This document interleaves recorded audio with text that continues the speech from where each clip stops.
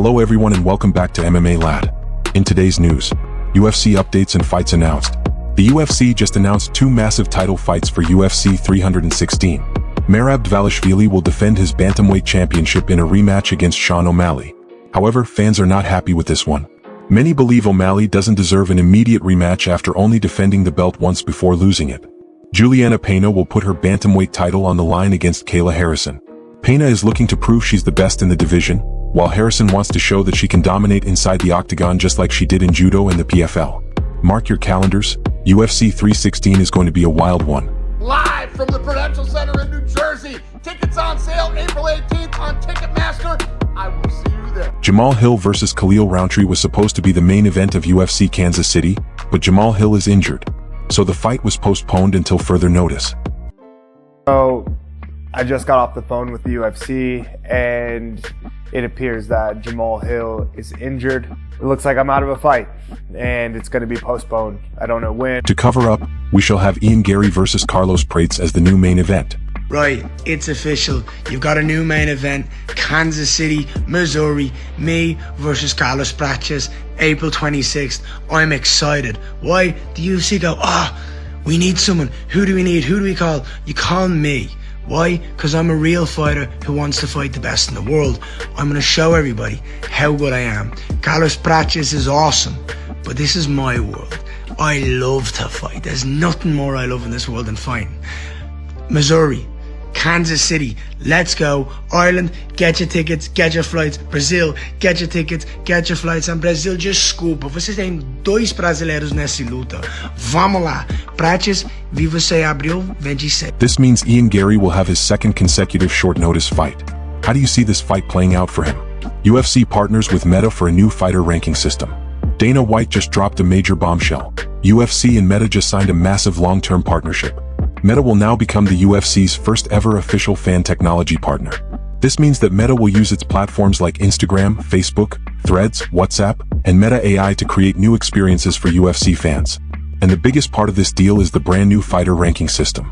What's up, everybody? UFC and Meta just signed a massive long-term partnership.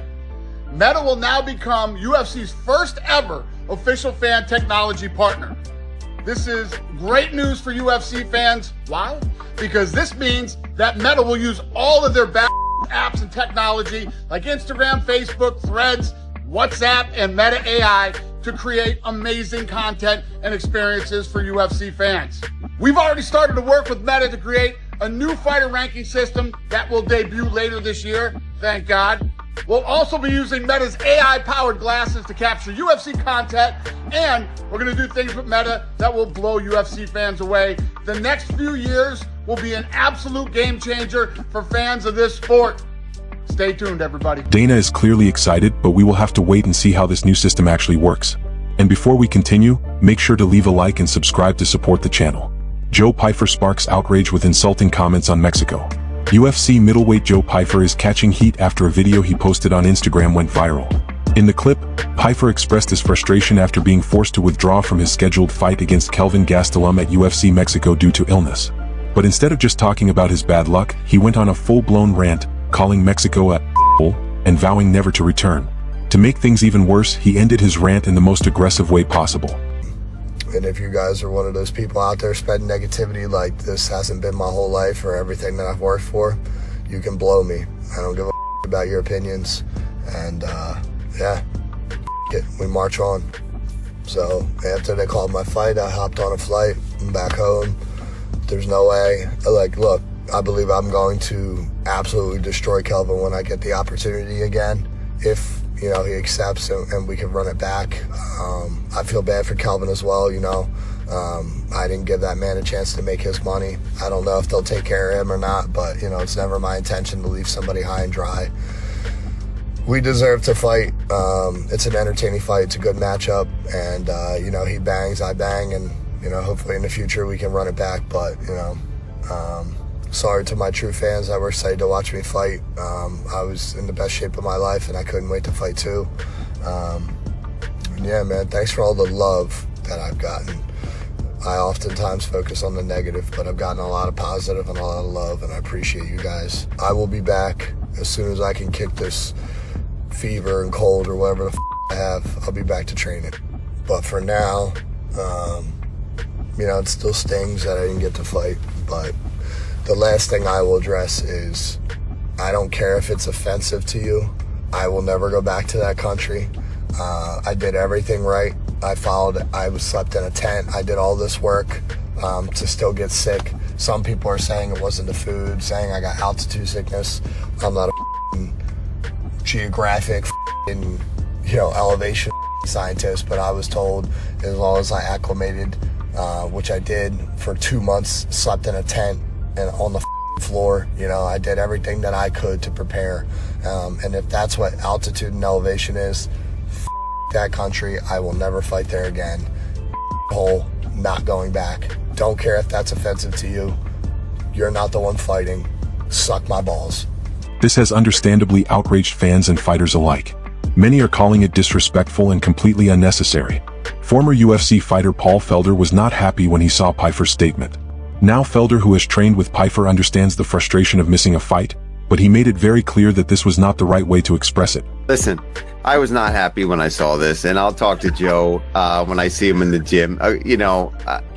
I don't think this is the way that you should handle it. I even texted Sean this morning, and I went, wow, geez, Joey's not trying to get any more fans. And he's like, oh, my God. I won't say, we're just both kind of like, hey, this isn't the way to handle that. I know he's very upset about not being able to fight, and as he should be. He should be pissed off. But what do you gain?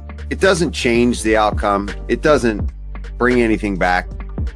When you're a professional fighter, things are going to happen. You're going to have to fight overseas. We are not an American company alone anymore. We are an international enterprise with the UFC.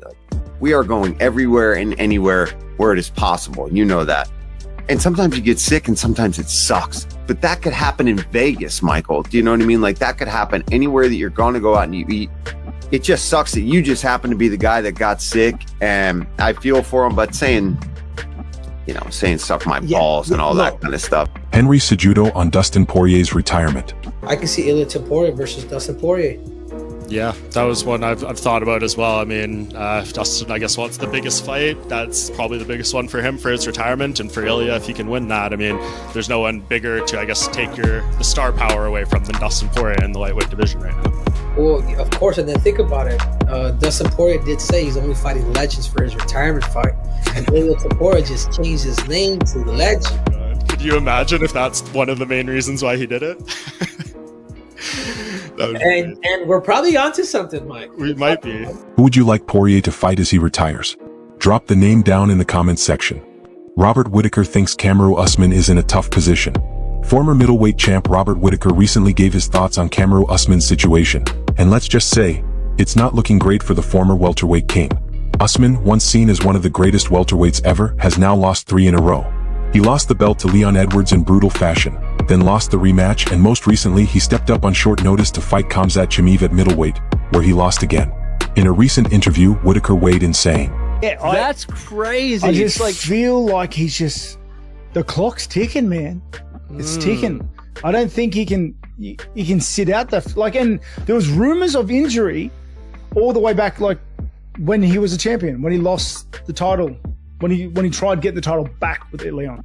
Yeah. That he wasn't moving the same way that got him to the title.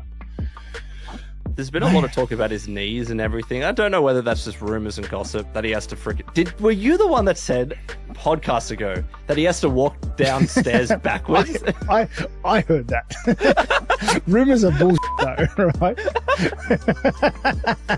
Rumors are bullshit though. But he hasn't fought for a long time and he's getting on an age. It's such a stupid rumor.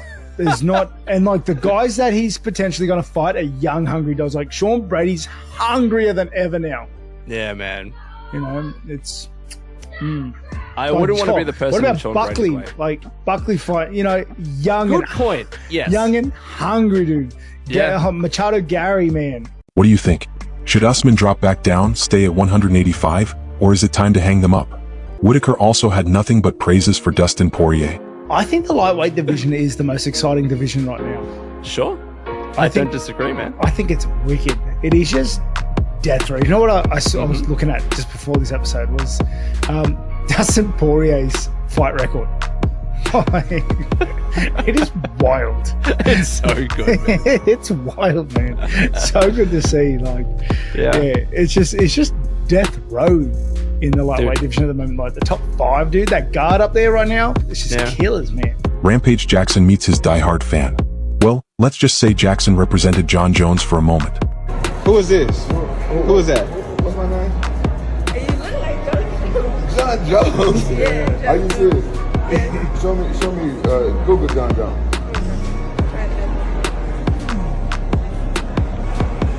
It's the beard. Yeah, I am John Jones. You scared my son?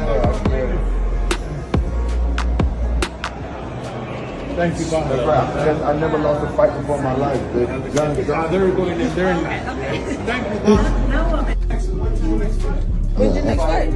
April 12th. Hey, how you feel when you found out I wasn't John Jones? I felt a little stupid, but I felt a little better.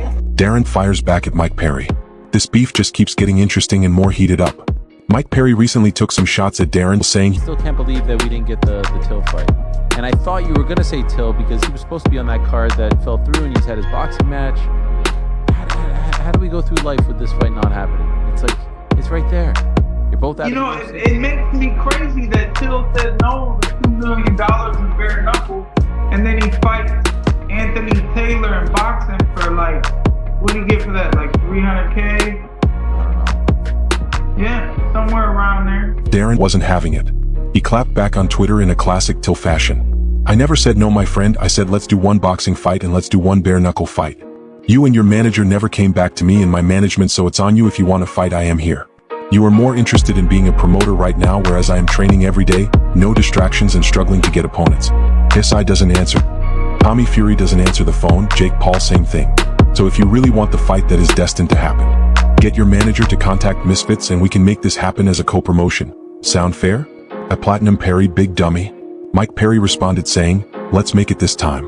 And Darren immediately responded saying, I am ready, always have been. This has fans wondering, could we see Till versus Perry in BKFC? Would you guys like to see it? And who would win in a bare knuckle fight? What do you guys think? Does Sean O'Malley deserve the title rematch? Should Joe Pyfer apologize for his comments? And do you think Meta's partnership with UFC will improve rankings for the better? Let us know what you think by leaving a comment down in the comment section. And if you enjoyed the updates, be sure to smash that like button and subscribe to the channel for daily MMA news. Thanks for watching, guys. See you in the next one.